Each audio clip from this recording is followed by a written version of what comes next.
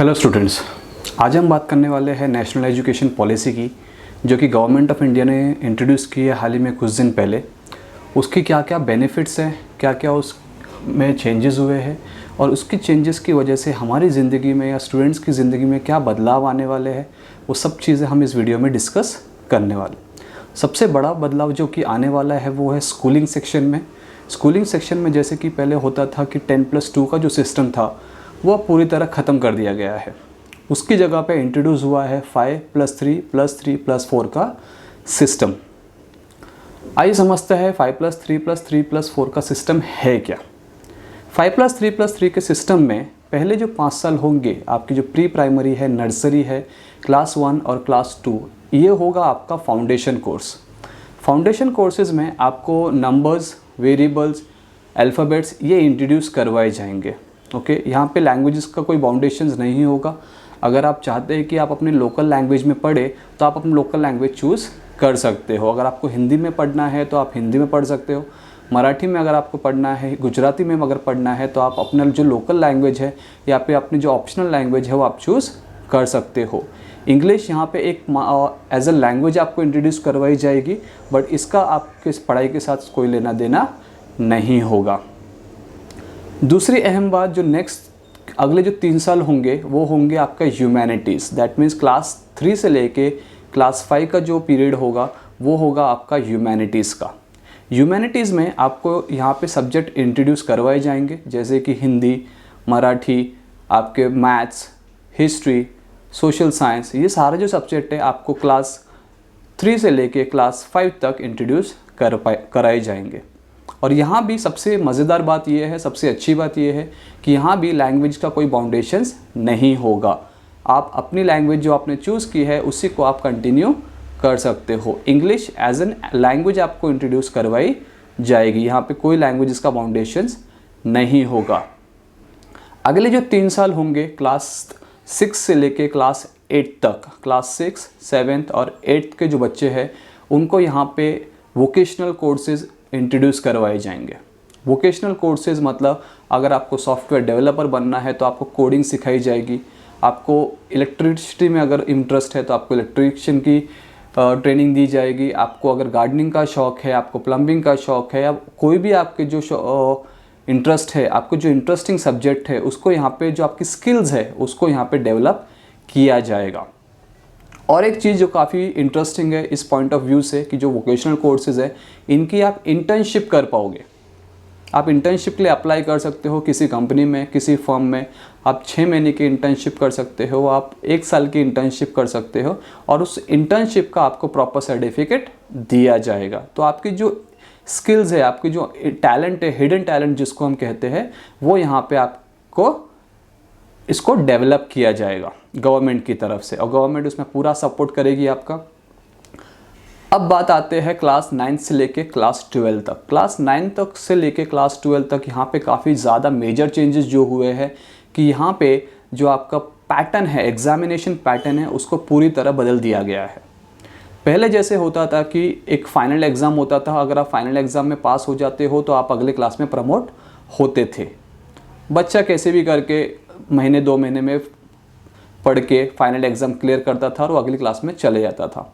But अब ऐसा नहीं होगा स्टूडेंट्स। अब आपके क्लास 9 से लेके क्लास 12 तक इसका जो एग्ज़ामिनेशन पैटर्न है वो सेमेस्टर बेस्ड होगा। सेमेस्टर बेस्ड मतलब जैसे डिग्री और डिप्लोमा में होता है, हर 6 महीने में आपकी एग्ज़ाम होगी और दोनों एग्ज़ाम के मार्क्स कंबाइन करके आपको प्रमोट किया जाएगा अगली क्लास में।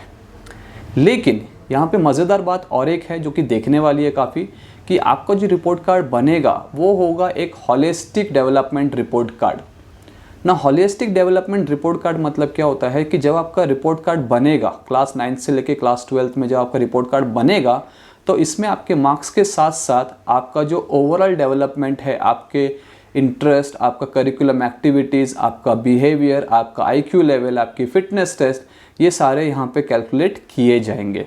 और इन सब को ध्यान में रख के आपका एक होलिस्टिक डेवलपमेंट रिपोर्ट कार्ड बनाया जाएगा और उसके आधार पर आपको अगले क्लास में प्रमोट किया जाएगा।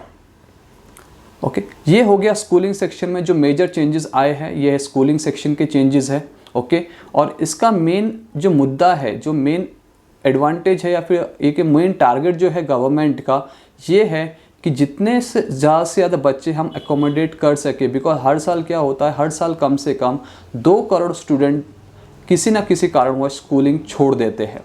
तो इन 2 करोड़ बच्चों को फिर से मेन स्ट्रीम एजुकेशन में लेके आना ये गवर्नमेंट का एक उद्देश्य है।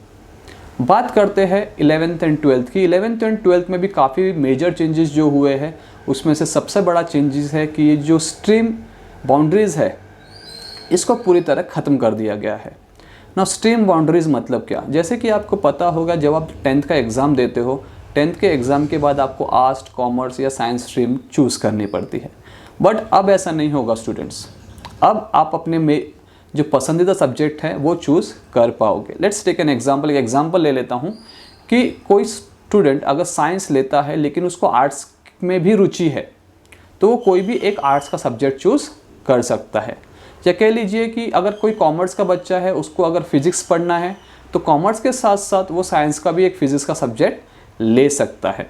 या मानिए कि अगर आर्ट्स का कोई स्टूडेंट है, उसको कॉमर्स में अकाउंट्स पढ़ना है, तो आर्ट्स का कोई स्टूडेंट कॉमर्स का एक सब्जेक्ट ले सकता है। मतलब पूरी तरह जो हमारे स्ट्रीम बाउंड्रीज़ है वो पूरी तरह यहाँ पे ख़त्म हो जाएंगे। इसके लिए एक पूल ऑफ सब्जेक्ट क्रिएट किया होगा गवर्नमेंट ने, और उस पूल ऑफ सब्जेक्ट्स में से आपको अपने सब्जेक्ट्स चूज़ करने हैं।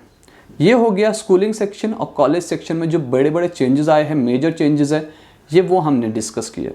अब आते हैं हायर लेवल एजुकेशंस की तरफ, जैसे हमारे डिग्री कोर्सेज़ होते हैं या डिप्लोमा कोर्सेज़ होते हैं, उनकी तरफ हम आते हैं। उसमें क्या क्या चेंजेस हुए हैं।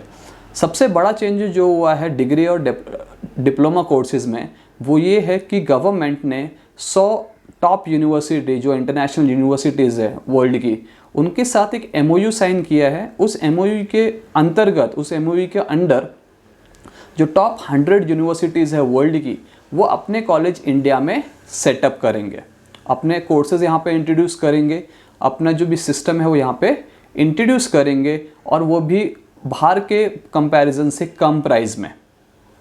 क्योंकि काफ़ी बच्चे हैं, ऑलमोस्ट अगर मैं फिगर्स की बात करूँ, 6.5 लाख स्टूडेंट हमारे जो हर साल इंडिया से बाहर जाते हैं पढ़ने के लिए फॉर अ हायर एजुकेशन।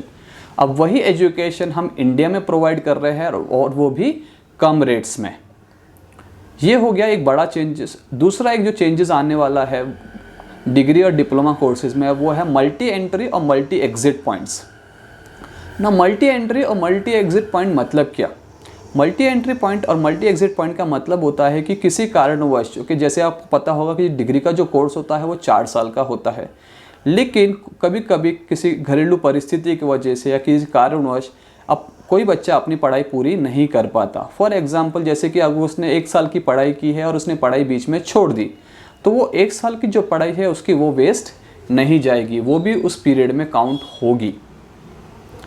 अगर कोई बच्चा 1 साल की पढ़ाई पूरी करता है, ओके, तो उसको डिग्री सर्टिफिकेट दिया जाएगा, ओके, एक सर्टिफिकेट दिया जाएगा जिसमें उसने 1 साल की जो पढ़ाई है उसके मार्क्स है वो इंक्लूड होंगे। कोई बच्चा अगर 2 साल की पढ़ाई कंप्लीट करता है और आगे की पढ़ाई कंप्लीट नहीं कर पाता, तो उसे मिलेगा एक डिप्लोमा सर्टिफिकेट, ओके। कोई बच्चा अगर 3 साल की पढ़ाई कंप्लीट करता है और आगे की किसी कारणवश नहीं कर पाता है, तो उसे मिलेगा बैचलर्स डिग्री सर्टिफिकेट।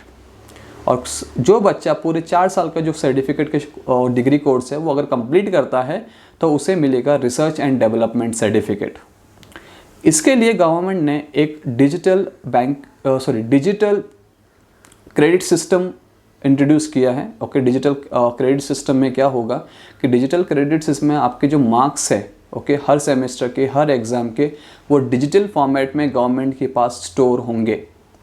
और किसी भी वक्त अगर आपको उन मार्क्स की ज़रूरत है, आपको सर्टिफिकेट की ज़रूरत है, आपके रिज़ल्ट की ज़रूरत है, आप जाके गवर्नमेंट से ले सकते हो। आपके जो मार्क्स है वो डिजिटल फॉर्म में गवर्नमेंट के पास स्टोर होंगे। आपके जो सर्टिफिकेट्स है या आपने जो भी अचीव किया है उस पीरियड ऑफ टाइम में, वो सारे डिजिटल फॉर्मेट में गवर्नमेंट के पास स्टोर होंगे, ओके। तो ये सारे हाइलाइट्स है जो नया एजुकेशन पॉलिसी इंट्रोड्यूस किया है इंडियन गवर्नमेंट। ये उसके कुछ मेन हाइलाइट्स हैं, और इसका मेन टारगेट जो है वो ये है कि हमारा जो ग्रॉस एनरोलमेंट रेशियो है, ओके, उसको 23% से लेके 46% तक लेके जाना। अभी हमारा ग्रॉस एनरोलमेंट रेशियो जो है इंडिया का वो है 23%, बाकी कंट्री से कंपैरिजन में बहुत कम है। चाइना का 50% है, यूएसए का 83% है। तो उस मामले में हम अभी भी काफ़ी जो इंटरनेशनल कंट्रीज़ हैं उनसे काफ़ी पीछे है। तो गवर्नमेंट का एक टारगेट है कि हमारा जो ग्रॉस एनरोलमेंट रेशियो है, ओके, GER जिसको हम कहते हैं, उसको 23% से एटलीस्ट 50% तक बाई 2025 तक लेके जाना। और इसके लिए गवर्नमेंट ऑफ इंडिया ने काफ़ी महत्वपूर्ण कदम उठाए हैं, काफ़ी अच्छे कदम उठाए हैं, जिनकी मैं सराहना करता हूं, जिनके लिए मैं उनको बेस्ट ऑफ लक देता हूं। आई होप तुमको ये वीडियो पसंद आएगा।